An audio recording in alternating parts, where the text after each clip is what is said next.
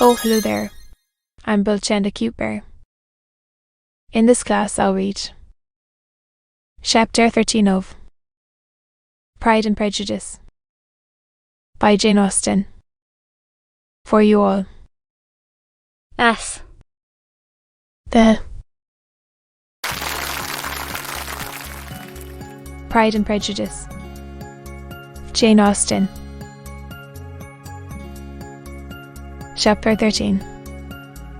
I hope, my dear, said Mr. Bennet to his wife as they were at breakfast the next morning, that you have ordered a good dinner today, because I have reason to expect an addition to our family party. Who do you mean, my dear? I know of nobody that is coming, I am sure. Unless Charlotte Lucas should happen to call in, and I hope my dinners are good enough for her. I do not believe she often sees such at home. The person of whom I speak is a gentleman and a stranger. Miss Bennet's eyes sparkled. A gentleman and a stranger. It is Mr. Bingley, I am sure. Why, Jane, you never dropped a word of this, you sly. Dang. Well, I am sure I shall be extremely glad to see Mr. Bingley. Well, good Lord, how unlucky, there is not a bit of fish to be got today. The dear, my love, ring the bell. I must speak to her this moment.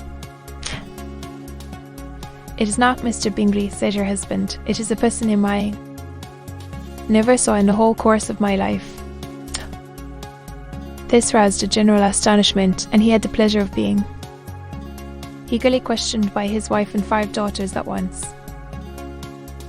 After amusing himself some time with their curiosity, he thus explained, about a month ago I received this letter, and about a fortnight ago I answered it, for I thought it a case of some delicacy, and requiring early attention.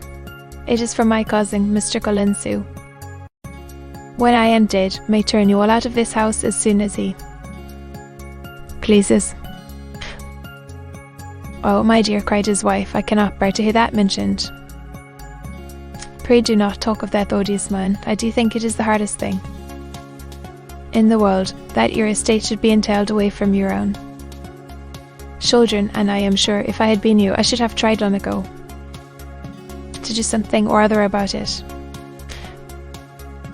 Jane and Elizabeth attempted to explain to her the nature of an entail. They had often attempted it before, but it was a subject on which Miss Bennet was beyond the reach of reason, and she continued to rail bitterly against the cruelty of settling an estate away from a family of 5 daughters in favour of a man whom nobody cared anything about. It certainly is a most iniquitous affair, said Mr. Bennet, and nothing can cure Mr. Collins from the guilt of inheriting Womburn. But if you will listen to his letter, you may perhaps be a little softened by his manner of expressing himself. Now that I am sure I shall not, and I think it was very impertinent of him to write to you at all, and very hypocritical. I hate such false friends. Why could not he keep on quarrelling with you as his father did before him? Why, indeed, he does seem to have had some filial scruples on that head, as you will hear. Hunsford, near Westerham, Kent, 15th October. Dear Sir, the disagreement subsisting between yourself and my late honoured father always gave me much uneasiness, and since I have had the misfortune to lose him, I have frequently wished to heal the breach, but for some time I was kept back by my own debts, fearing lest it might seem disrespectful to his memory for me to be on good terms with anyone with whom it had always pleased him to be at variance. There, Miss Bennet, my mind, however, is now made up on the subject, for having received ordination at Easter, I have been so fortunate as to be distinguished by the patronage of the Right Honourable Lady Catherine de Bourgh, widow of Sir Louis de Bourgh. His bounty and beneficence has preferred me to the valuable rectory of this parish, where I shall be my earnest endeavour to demean myself with grateful respect towards her ladyship, and be ever ready to perform those rites and ceremonies which are instituted by the Church of England, as a clergyman. Moreover, I feel it my duty to promote and establish the blessing of peace in all families within the reach of my influence and on these grounds I flatter myself that my present overages of goodwill are highly commendable, and that the circumstance of my being next in the entail of Lumburn estate will be kindly overlooked on your side, and not lead you to reject the offered olive branch. I cannot be otherwise than concerned at being the means of injuring your amiable daughters, and beg leave to apologise for it, as well as to assure you of my readiness to make them every possible amends, but of this hereafter, if you should have no objection to receive me into your house, I propose myself the satisfaction of waiting on you and your family Monday, November 18th, by 4 o'clock, and shall probably trespass on your hospitality to the Saturdays is now following, which I can do without any inconvenience, as Lady Catherine is far from objecting to my occasional absence on a Sunday, provided that some other clergyman is engaged to do the duty of the day. I remain, dear sir, with respectful compliments to your lady and daughters, your well-wisher and friend, William Collins. At 4 o'clock, therefore, we may expect this peacemaking gentleman, said Mr. Bennet as he folded up the letter. He seems to be a most conscientious and polite young man, upon my word, and I doubt not will prove a valuable acquaintance, especially if Lady Catherine should be so indulgent as to let him come to us again. There is some sense in what he says about the girls, however, and if he is disposed to make them any amends, I shall not be the person to discourage him. Though it is difficult, said Jane, to guess in what way he can mean to make us the torment he thinks our due, the wish is certainly to his credit. Elizabeth was chiefly struck with his extraordinary difference for Lady Catherine, and his kind intention of christening, marrying, and burying his parishioners whenever it were required. He must be an oddity, I think, said she. I cannot make him out. There is something very pompous in his style, and what can he mean by apologising for being next in the entail? We cannot suppose he would help it if he could.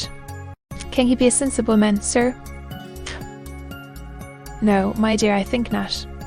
I have great hopes of finding him quite the reverse. There's a mixture of servility and self-importance in his letter which promises well. I am impatient to see him.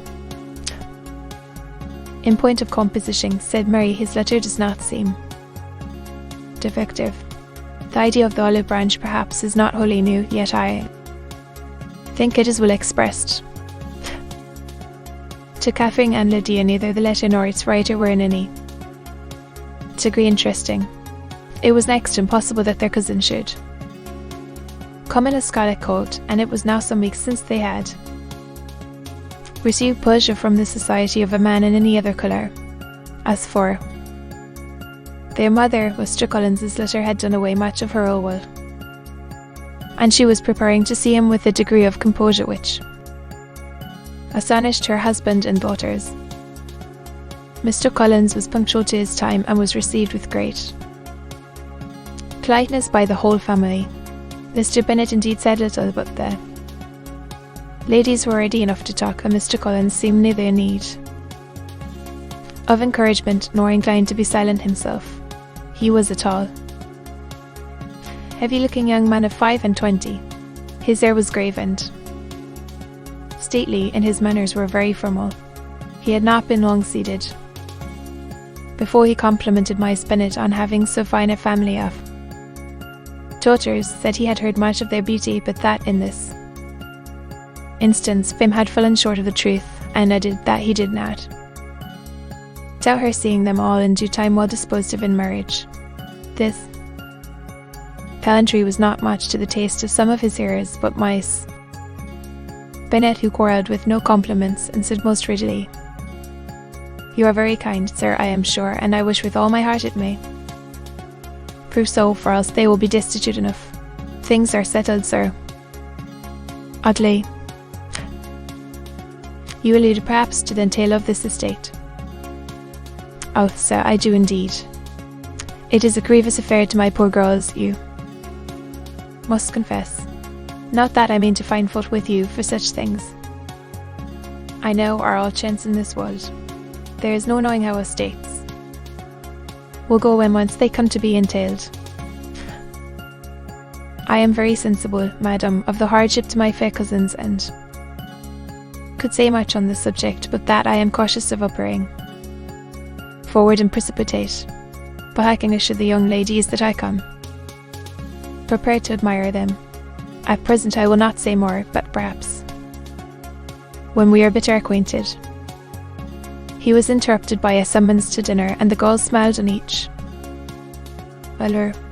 They were not the only objects of Mr. Collins's admiration. The hall, the dining room, and all its furniture were examined and praised, and his commendation of everything would have touched my spinet's heart, but for the mortifying supposition of his viewing it all as his own future property. The dinner, too, in its turn, was highly admired, and he begged to know to which of his fair cousins the excellence of its cookery was owing.